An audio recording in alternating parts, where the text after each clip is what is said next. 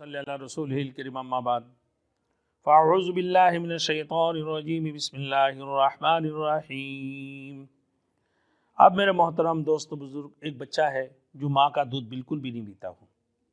اور بچے جتنا ہی دودھ کی قریب لے کے جاتے لیکن بچہ دودھ نہیں پیتے۔ ماں بھی پریشان، نانی بھی پریشان، دادی بھی پریشان، باپ بھی پریشان، بچہ دودھ کیوں نہیں پی رہا ہے؟ میرے دوستوں، تو ان صورتوں میں ان بچوں کے لیے کیا کیا جائے؟ ایسے بچے جو بالکل ہی دودھ نہیں پی رہے، بعض علماء نے لکھا ہے کہ بھائی مشک زعفران سے کسی چینی کے برتن کے اوپر رکھ کے بچوں کو پلا دی جائے،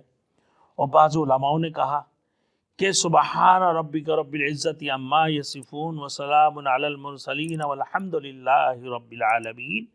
یہ 5 مرتبہ، یہ 7 مرتبہ پڑھ کر پانی میں ایک قطرہ، چھوٹے معصوم بچے اگر ہو ان کو ایک قطرہ پانی پلا دی جائے، 2-3 قطرہ پانی پلا دی جائے نا، تو ان صورتوں میں انشاءاللہ تعالی